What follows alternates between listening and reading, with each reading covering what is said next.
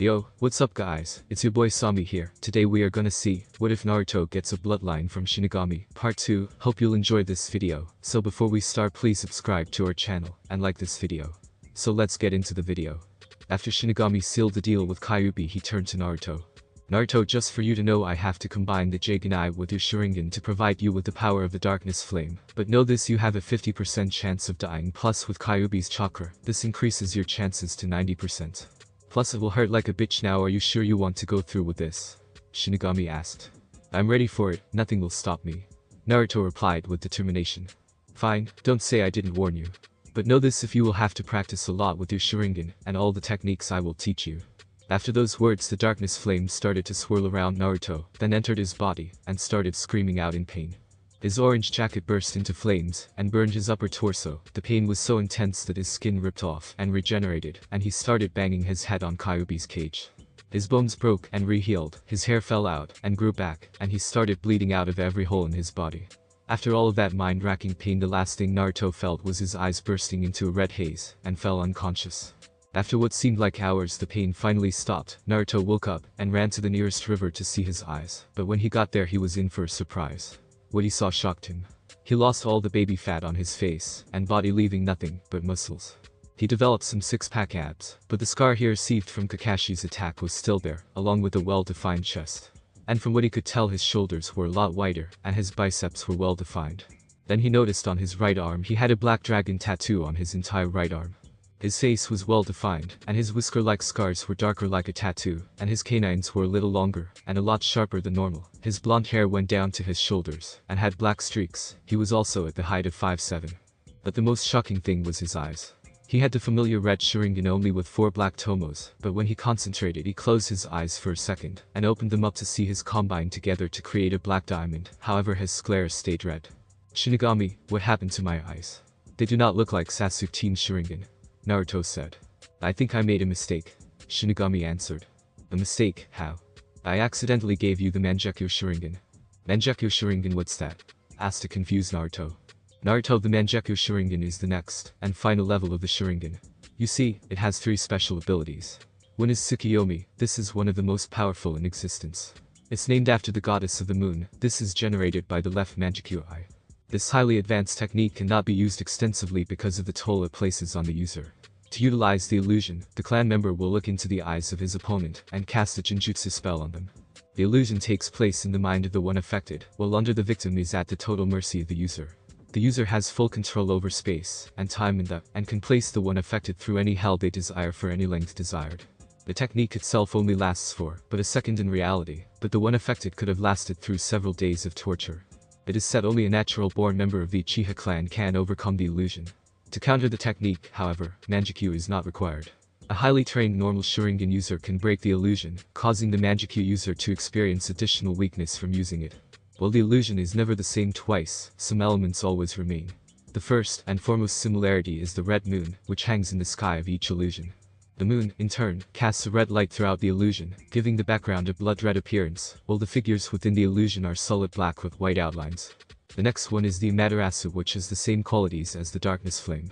You see, this legend is unique to the Uchiha clan. Named after the goddess of the sun, this is an ninjutsu technique which uses the Mangekyo form of the Sharingan eye to create a powerful black fire.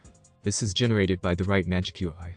It has been said that anything within the Mangekyo's vision will burn to ash if consumed by the fire. The fire itself is said to burn for 7 days and 7 nights. Because of the amount of chakra needed to use the technique, it can only be used on a very limited basis daily. Though it is regarded as the strongest of Mangekyo's physical attacks, usage of the ability will degrade the eye further and lead the user to blindness. And the last one is Susanoo, named after the god of the sea and storms, is a technique which uses the Mangekyo form of the Sharingan eye to create a sword-wielding spectral form which will surround the user. This is generated by both Mangekyo eyes. Susanoo will first form around the user as a skeleton. This skeletal form will then generate muscle and armor for battle, and wield both a sword and shield. The sword is formed out of the sake in the gourd it holds, meaning the sword has no true physical form. This legendary weapon, known as Tsuka's sword and the Sakigari Sake cutting long sword, utilizes the main ability of the anyone or anything cut by the blade will be sealed away into a Jinjutsu of blissful oblivion until the end of time. It is said the sword is thus the ultimate counter to Orochimaru's Kusanagi grass cutter sword. The shield is known as Yada's mirror. It is said this shield can defend against any attack. Together the sword and shield will make the Susanoo user nearly invincible. Like other Manjikyu techniques, usage of Susanoo will damage the eyes and health of the user. But these jutsus require a lot of chakra. You should only use them if your precious people are in danger. Shinigami explained. Naruto deactivated his eyes until they were the true blue color everyone knows and loves, mostly. Hot damn, those techniques are powerful. But it makes me not want to use them. Isn't there a way for me to use them and not kill me? Naruto asked. Yes, there's one way, but you won't like it, and you'll never be able to get it anyways. Mind telling me anyways? Well, I guess it wouldn't hurt to tell you. Alright, listen up because I'm only going to tell you this once, the history of how he became so powerful. Madara, the founder of the Uchiha clan, gained great power and immortality, but at a nasty price. You see, in order to gain the Manjikyu Sharingan you must murder your best friend in cold blood. Shinigami stopped at Naruto's horrified expression, but then continued after a minute. No matter how cold-hearted you are, there will always be a twinge of guilt over the death you caused. This awakens the ultimate form of a Sharingan. The other price of this is a disease that comes with the power. It slowly eats away at the eyes and chakra centers within the eyes, causing the holder of the Manjekyo to eventually go completely blind. He stopped again so Naruto could process the information. However, if you have a sibling who also has a Manjikyu level Sharingan, and you steal that sibling's eyes to replace your own, it not only stops the disease completely, but it grants a horrible level of tainted power and immortality to the one who did this. Madara was the first to discover it, and I can only hope he will be the last. Shinigami finished his lecture. Naruto on the other hand was speechless. Words can't even describe how he felt. Instead he ran into the forest until he found himself clearing with plenty of trees, a huge pond, and a few boulders. Naruto then concentrated his chakra and immediately felt heavy, but supported himself and walked toward the river. He concentrated chakra to his feet and walked onto the water only to fall in it. Naruto dragged himself to the shore, spat out a mouthful of water, and said, "It's going to be a long week." It took Naruto 2 days to finally walk on water, and he wanted to learn some jutsus really bad, so he asked Shinigami and Kyuubi if he was ready to learn them yet. "Hey Kyuubi-sensei, Shinigami-sensei, am I ready to learn any yet?" asked Naruto. "Well, you have improved, so I'll teach you Fist of the Mortal Flame," replied Shinigami. "And I'll teach you the Fireball Jutsu," said Kyuubi. "Thanks guys. Okay Aaron, activate your Sharingan because I'm only going to show you this once," said Shinigami as he prepared the attack. Naruto quickly activated his Sharingan. Dark fire started swirling around Shinigami's fist and stayed there until the flame covered his whole fist. Then he yelled out Fist of the Mortal Flame and slammed it into a tree, totally disintegrating it along with 6 other trees that were behind it. "Wow, that's an awesome attack. What did I tell you about your voice?" yelled Kyuubi. "Sorry. You have to gather the darkness flame around your hand in order to use this attack. It's just like gathering chakra onto the soles of your feet. And since I'm so nice, I'll tell you a secret. You can use this attack to create the double Fist of the Mortal Flame," said Shinigami as he disappeared. "Okay brat, I will just send an image to your head in order for you to learn this attack," said Kyuubi. "And why is that?" Naruto asked bluntly. "Because I don't have dumbest hands." "Oh?" So Kyuubi sent him an image of a ninja doing the hand seals and executing them. After Kyuubi sent him the image, he started working on it right away. He inhaled the proper hand seals and tried to blow out the fire, only to throw up. "What the hell was that?" "Kyuubi, why didn't I breathe fire?" asked Naruto. "You didn't concentrate chakra into your throat, you idiot," replied Kyuubi in an all-knowing voice. "Oh? They now burn that puke after you learned that. Fine." So Naruto tried it again only to breath out smoke and jumped into the river. After swallowing a bunch of water he surfaced and yelled out, "Kyuubi, why didn't you warn me I would burn my throat?" in Naruto's head. Both Kyuubi and Shinigami were laughing at Naruto's defense. Kyuubi was rich. Shinigami laughed while clutching his sides. "Yay, and you said, and I quote, I bet you couldn't burn him." "Boy, you were wrong," laughed Kyuubi while rolling around in his cage. "Yay, but I didn't mean it literally, ha ha ha ha." "You guys suck," mumbled Naruto. Then he got back to training. It took him 3 days to complete it. He's not using his Sharingan because he's not going to end up like Kakashi or Sasuke for that matter. "Now to try this out fire style. Fireball Jutsu," yelled Naruto, shooting a fireball the size of a small car and scorching a tree. "Alright, now for Fist of the Mortal Flame technique." Naruto started gathering the darkness flame around his right fist, only for it to catch on fire and jump into the river again, thus making Shinigami and Kyuubi laugh at his defense. 1 day later. "Hey kid, listen up," said Kyuubi. "What is it?" "Shinigami and I have been talking. You two are getting along." "That's a surprise." "Don't interrupt me, now, as I was saying, Shinigami and I have been talking and we think you should get your first kill ASAP. Naruto turned white as a sheet and replied. "Kill? You want me to kill?" "Yes we do." "I can't. You have no choice in the matter." "No, that's not what I meant. I mean there is no one to kill." "That's no excuse." Shinigami interrupted, as he decided to stop this ridiculous argument. But Shinigami-sensei. Naruto whined. Listen, I want you to kill 3 people by the end of the week. If you can't, I'll take away your second chance at life, and send you to hell. But if you do kill 3 people by the end of the week, Kyuubi, and I will teach you some new jutsus. Said Shinigami, as he disappeared, leaving Naruto to ponder. Great, if I don't kill I'll die, but if I kill I'll live, and learn some new jutsus. The problem is there is nobody to kill. Naruto thought. Wait a second, Shinigami-sensei said I had the end of the week. Then that means I only have 1 day. Damn you, Shinigami-sensei. Naruto was pissed. No, he was beyond pissed. Why? Because he had 1 day to live unless he killed 3 people. Okay, where can I find 3 people to kill in 1 day? Thought Naruto, as he jumped through the trees trying to find 3 people to kill. He searched until it was past 11:50, he was about to give up until he saw smoke coming from a camp. Kami-sama, I've never been a religious person, but if this is a bandit camp with 3 people in it, I'll be more religious. Naruto prayed. After his small prayer, Naruto jumped to the nearest tree to overhear their conversation. Hey boss, are you sure about this? Yes, I'm sure. Wave is far too weak to defend themselves. What kind of booty do you think they have? Steve, stop acting like a pirate. Why? Asked Steve. Because it makes us look like jackasses. Shut it, Syria. You shut it, retorted Syria. Both of you shut up. Sorry, Sina, said both Syria and Steve in a union. Now Cyclops knows that Wave is poor. But there are a bunch of men, women, and children for slave labor. Plus, since Gatu is dead, we can take over his company, and we'll be freaking rich by the end of the month. Yay. They cheered.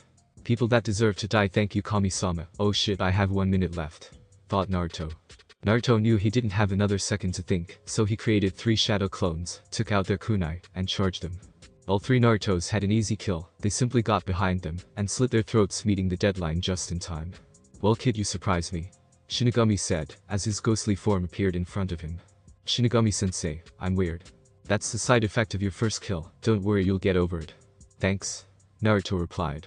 Now get to sleep, you have to get your sword tomorrow. After that, Naruto fell asleep where he stood, not feeling the burning sensation in his lower left arm. The next morning, when Naruto woke up, he remembered that he was broke, but then he remembered he killed 3 bandits.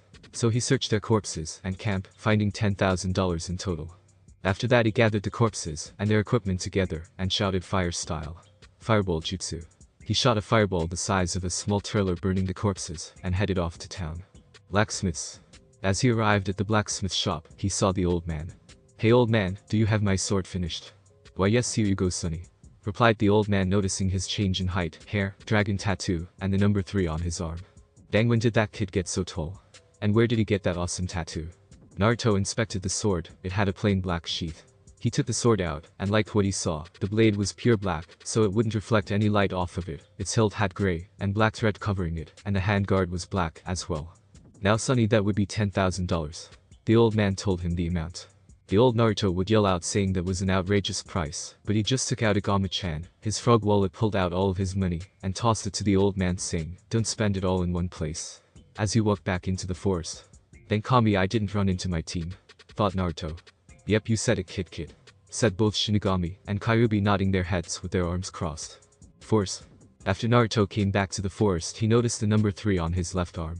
Shinigami-sensei, why is the number 3 on my left arm?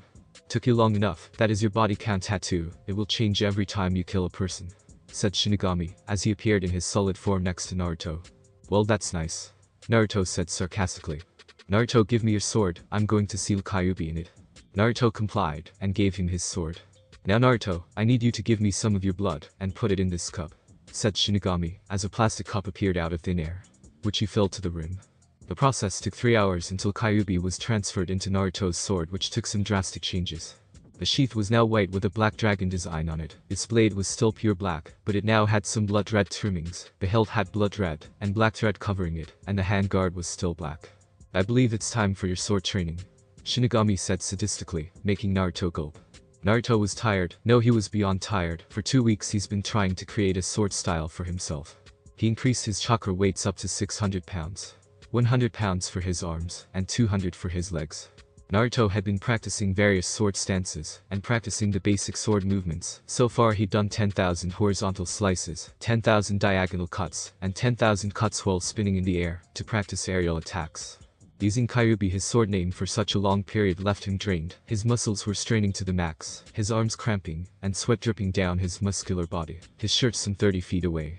Screw this, Naruto said, wiping the sweat from his golden blonde and black locks on his whisker-marked cheek. He plopped down lightly onto the ground, his breath labored. He lay there for some time, and between one thought and the next he drifted off to sleep. 5 hours later, Naruto woke with a jolt, grabbing Kyuubi, turning to see a scared crimson-colored baby fox. "Damn it, Naruto, it's just a harmless kid. Man, I'm way too jumpy." "Are you okay?" Naruto asked the fox. "I'm scared," said a female voice coming from the fox. Naruto wasn't surprised the fox could talk. Hell, he had a 9-tailed demon inside of him. "Don't be scared, I'll take you to your parents." The fox looked like she was about to cry. "Do you have a mother or father, little fox?" Naruto asked. The fox now had a huge look of sadness in her eyes. "No, they were killed by hunters, and I was left alone," the fox said with even more sadness in its voice. "That's horrible. So you're all alone, little one?" Naruto said. The fox nodded. Naruto smiled at his fox-like grin. "Then I'll be your dad." The baby fox looked up at Naruto with excitement in his face. "You will? Really?" Naruto nodded his head. "Daddy," yelled the baby fox as it jumped on Naruto and started licking his face. Naruto started laughing. Stop it," he said between laughs. The fox stopped and brushed her head against Naruto's chest and purred. "Now before I forget, what's your name, little one?" "Ami." "Friend, that's a nice name. I'm Naruto Uzumaki, the next Hokage." 7 days later. Naruto did not like this day at all, because today was the day that the bandit army would come to Wave. He was the only one who could save them. He looked down at his daughter sleeping peacefully. He did not want to wake her, but he must. He shook Ami until she was awake. "Ami." "Yes, daddy." The little fox yawned. "Listen, daddy's going to do something important tonight, so I want you to stay here until I get back, okay?" Naruto said. "Okay, daddy," Ami replied as she went back to sleep. "That's my girl," said Naruto as he got up and walked over to a nearby tree to set Ami down. Midnight. Naruto arrived at the bandits' camp and scouted the surroundings to find any escape routes. He found 3, so he created 3 shadow clones blocking those said routes. "Hey Shinigami-sensei, I count 102 bandits in the camp, and they're loaded with a lot of money and jewels that could help rebuild Wave Country. Kid, you have a heart of gold, no wonder why those girls love you," said Shinigami with a smile, which made Kami shiver up in heaven. "Shy Shinigami-sensei." Naruto blushed. "Okay kid, that's enough, go and attack and kill them," Kyuubi commanded. "Fine."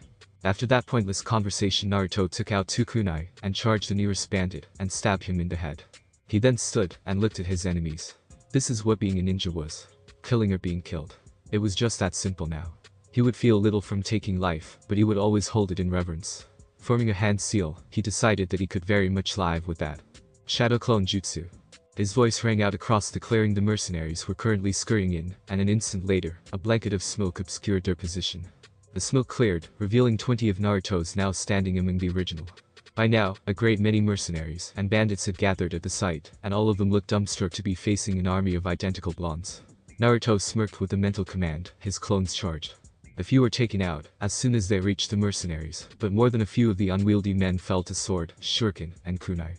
The mercenaries and bandits, seeing that they were outnumbered and outskilled, began to retreat. Naruto wouldn't allow it. Drawing another kunai and his katana, he charged the first mercenary in his path. He brought his sword down across the man's back at a diagonal pitch, causing blood to spray from the man's wound. It had been deep enough that the man would probably have bleed out.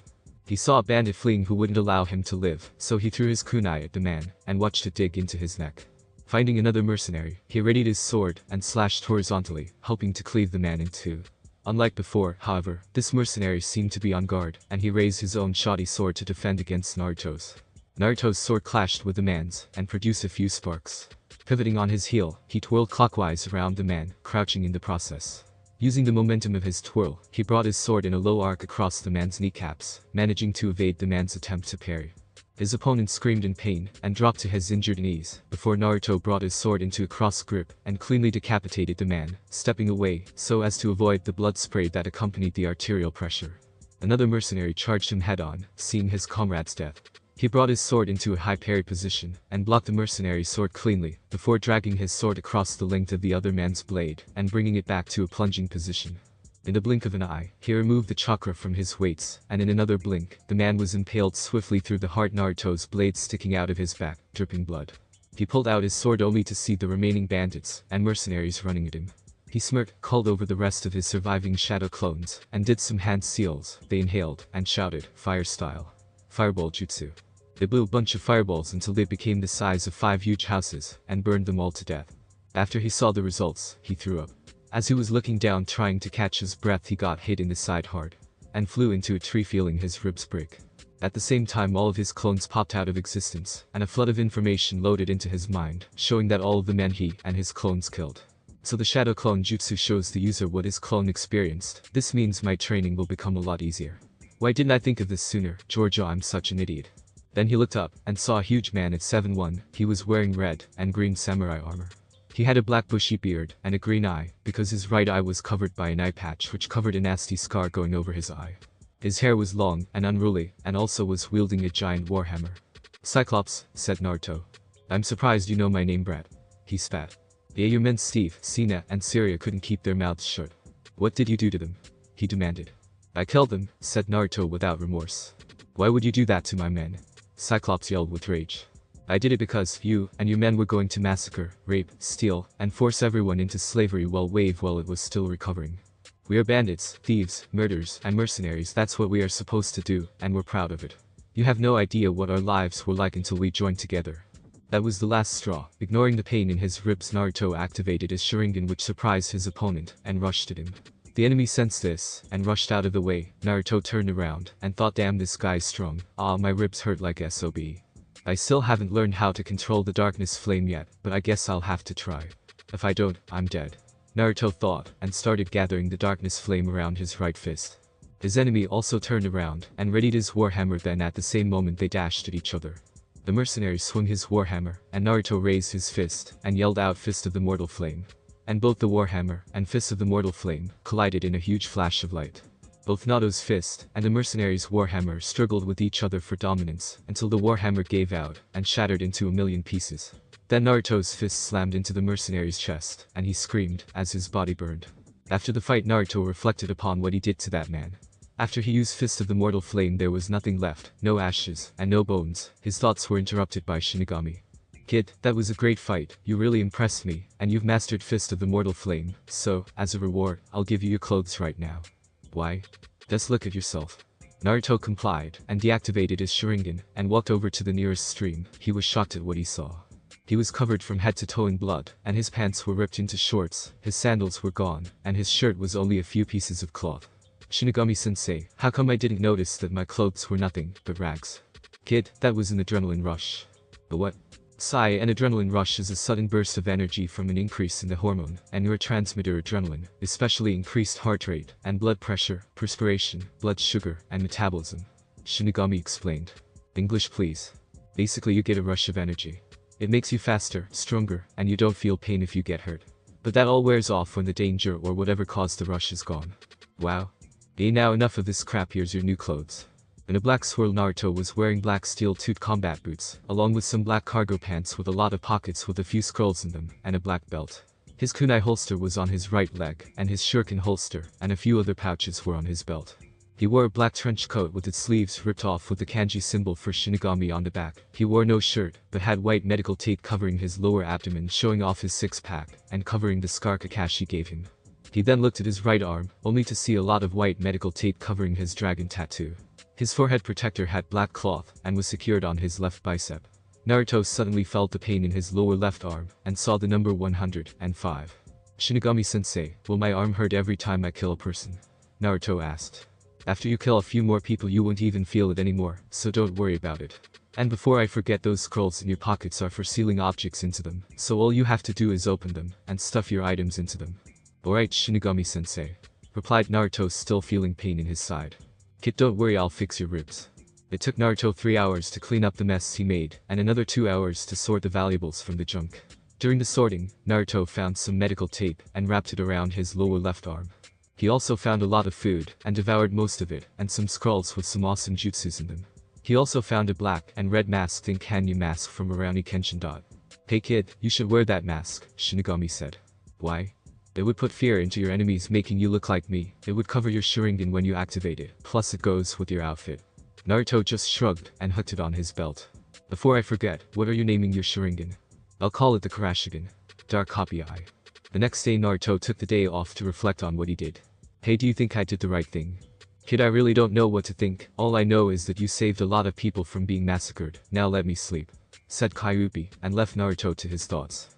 Well, I guess it's time for me to get back to my team. said Naruto, as he put his Hanyu mask over his face and covered his head with his hood. He then put Ami on his shoulders and walked back to Wave. It took Naruto 15 minutes to get to the bridge, now supporting his katana on his belt. He had his trench coat hood up, and he was wearing his mask. When he got there, he got a lot of shocked expressions until he met up with his team. Sasuke's was curiosity and a hint of jealousy. Sakura was pissed offness and had lots of fear. Kakashi's was admiration and seriousness. Zabuza was really confused, and Haku was speechless. Finally Sasuke broke the silence. "Hey dope, what's with the outfit?" Sasuke smirked. "I thought it was time for a change," Naruto replied coolly. "Don't call Sasuke kinda bastard, Naruto," yelled Sakura. "Shut it, Sakura," Naruto snapped coldly. This of course surprised the entire team, especially Sakura. While they were in a daze, Naruto went up to Tazuna. "Tazuna, I know getting Wave back to normal won't be easy, so I got this for you," said Naruto, handing 2 sealing scrolls, leaving him with 5. "What's this?" he asked. "Those, my friends, are sealing scrolls. One of them contains $100,000 to help you guys out, and the other contains furniture and lumber to help rebuild your homes," he replied. Everyone minus Team 7's Zabuza and Haku, who heard this wonderful news, started crying with happiness. "Naruto, thank you for everything, but can I ask you a favor?" "Sure, what is it?" "Can you please take off your mask, so we can see the face of our savior?" Tazuna asked. "Sure," replied Naruto, as he took off his mask. And when it came off, a majority of the female population blushed as red as a tomato or fainted. Naruto then hugged Inari, saying, "I'll come back and visit you, I promise."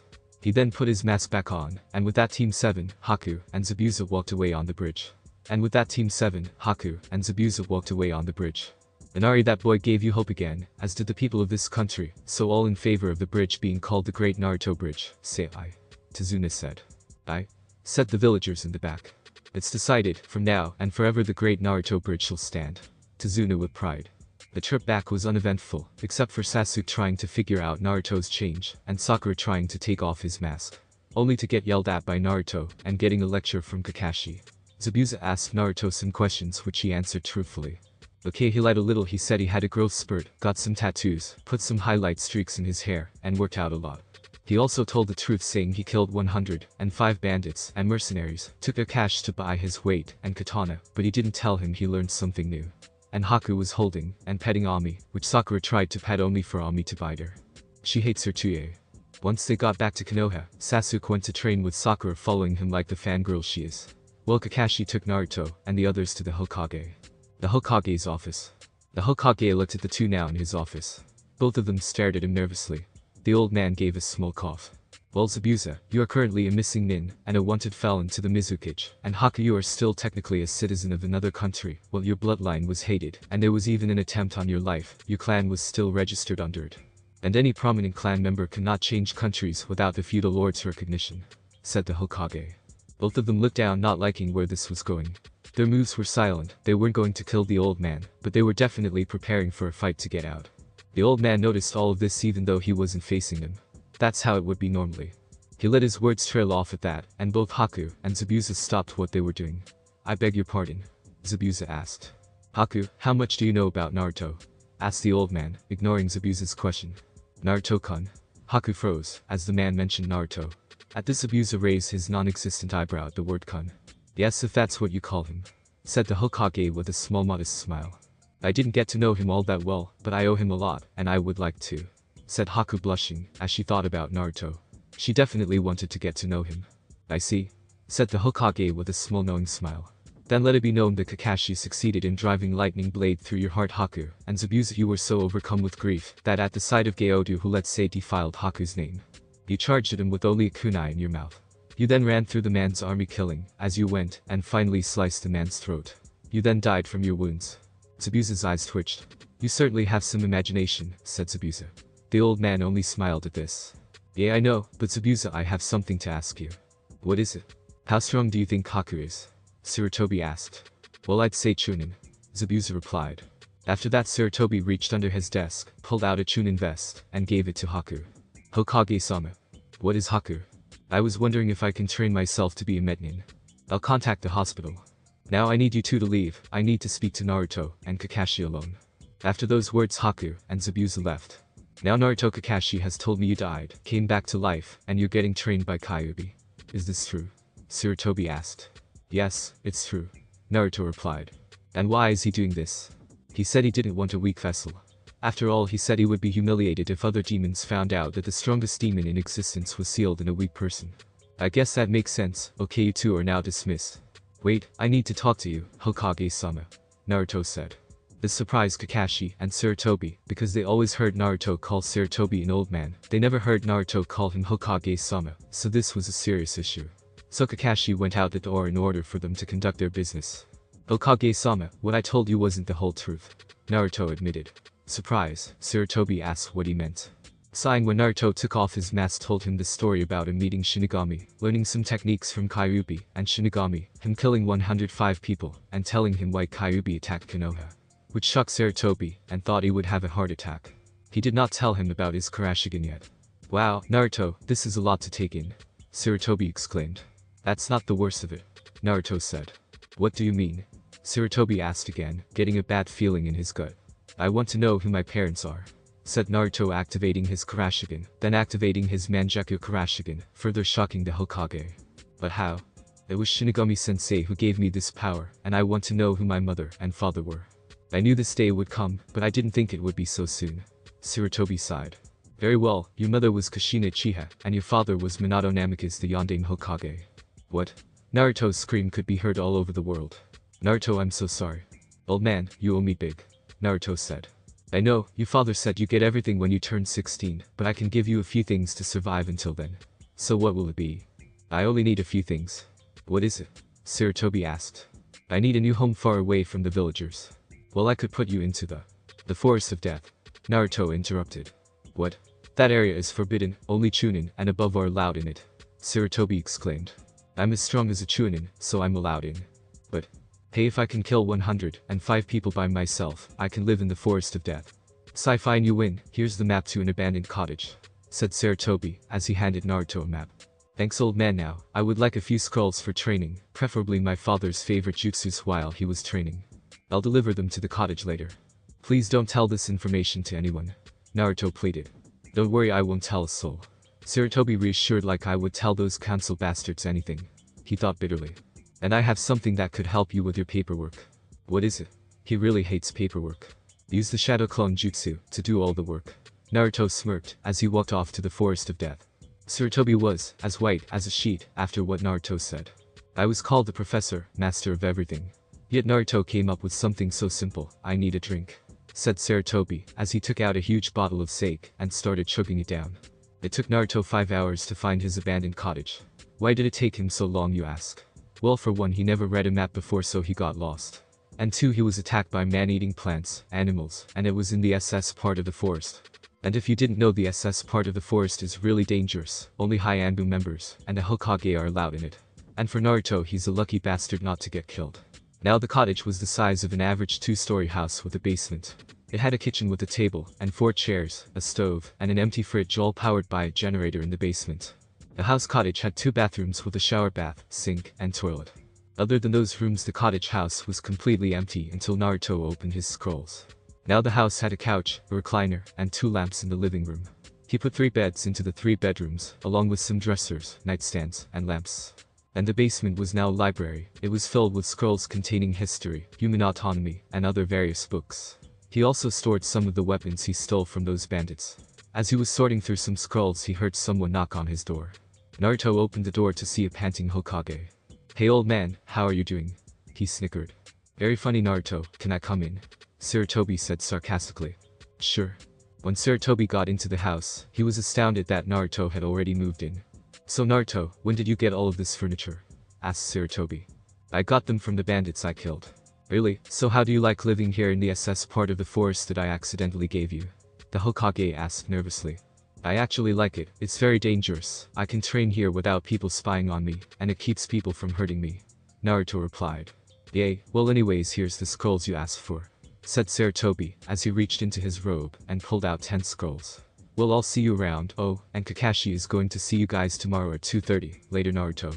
Bye old man, said Naruto as he went back to work.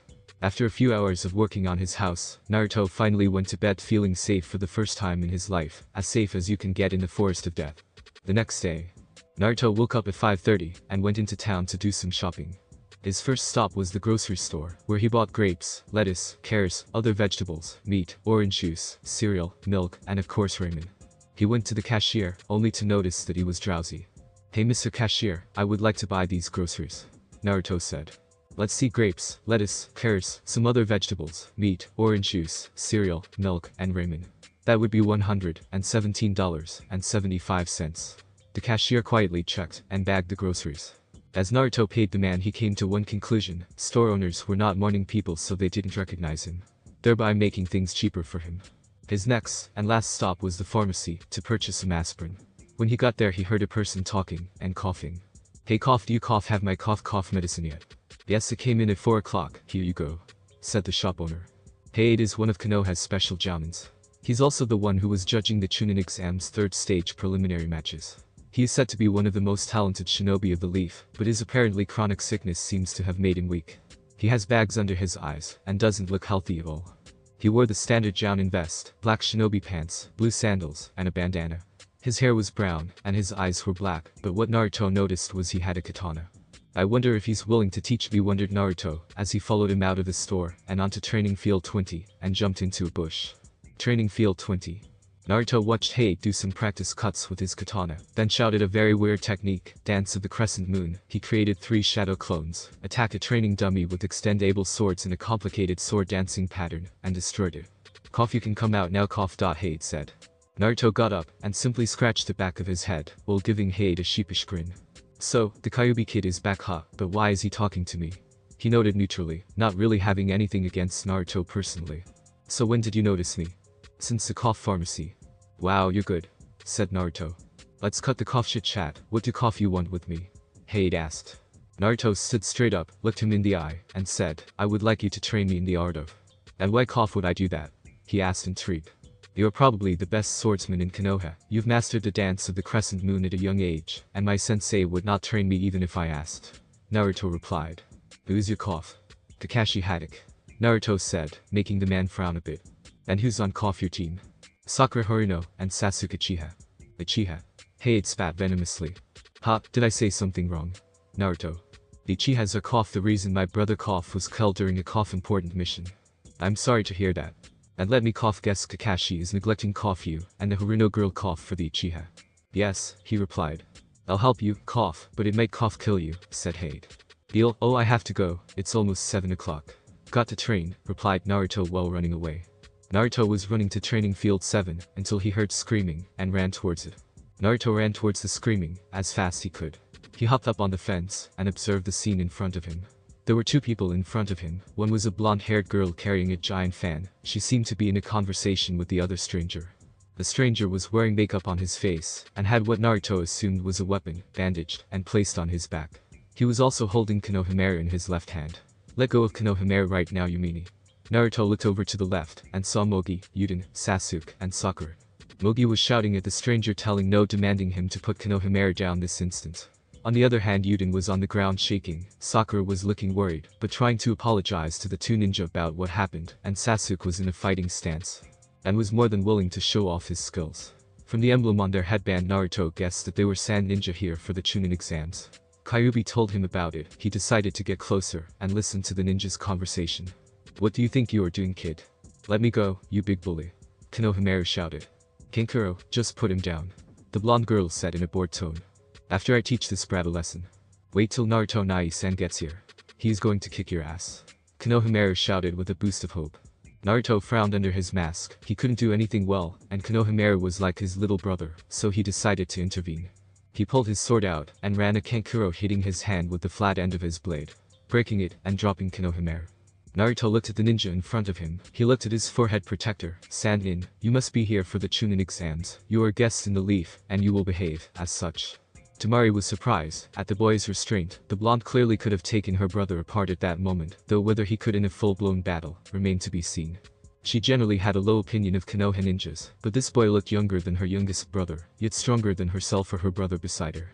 She looked at his mask, and his blue eyes through the mask which turned to her. She found she could not look away. It was clear the boy was intelligent, and his confidence seemed absolute, but not arrogant. He was tempered, as if by fire. All this she saw from one look.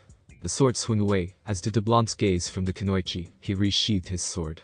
Besides, I don't think your companion is pleased. Gar's eyes widened ever so slightly. He abandoned what he was going to say to his brother as he stood under the branch of a tree.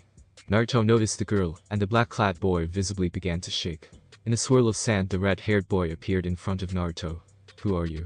Naruto observed the Redeed's expression, the look in his disturbing eyes, the odd tattoo with the kanji symbol for love on his head, and the way he held himself casually. The other ninja didn't answer, he just looked into the blue eyes of the stranger before him. The atmosphere changed, as Gar began leaking out killing intent, watching for the blonde's response. Naruto just continued to stare at the redeeded Sannin, his arms crossed, he looked into pale green eyes, the killing intent simply washing over him even as it grew. Temari was shivering under the pressure of her brother's foul intent. She looked at her other brother to see he was faring no better. Looking at the four people with the blonde, they were not suffering as bad as herself, but they had while looking at the blonde. Apparently his presence was powerfully strengthening, and, as she too looked at the masked ninja in her shock, almost forgot her own fear. The blonde boy just stood there, and returned her brother's gaze, his body perfectly steady, and though his expression was firm there was no fear there. She had never met anybody that had been able to simply dismiss her brother's killing intent, as if it was nothing. Her fear grew once again, she was afraid of this boy. Naruto worried for the others, and decided enough was enough, and flared his own intent from nothing to match that of his opponent for a mere fraction of a second. The breath left Temari, Kankuro, and the other Konohinin, but Gar's intent suddenly stopped. There were 7 sharp intakes of breath, as relief swept over Yuden, Konohamaru, Mogi, Sasuke, Sakura, and the 2 other Sannin. Gar spoke in his usual almost dead voice. I am Gar of the Sand, these 2 are Kankuro, and Temari, you are. Naruto. Naruto kept his tone blank, he didn't like this boy at all. Courtesy of Naruto owns Kyuubi. Gar nodded, interesting. He glanced at his siblings, let's go.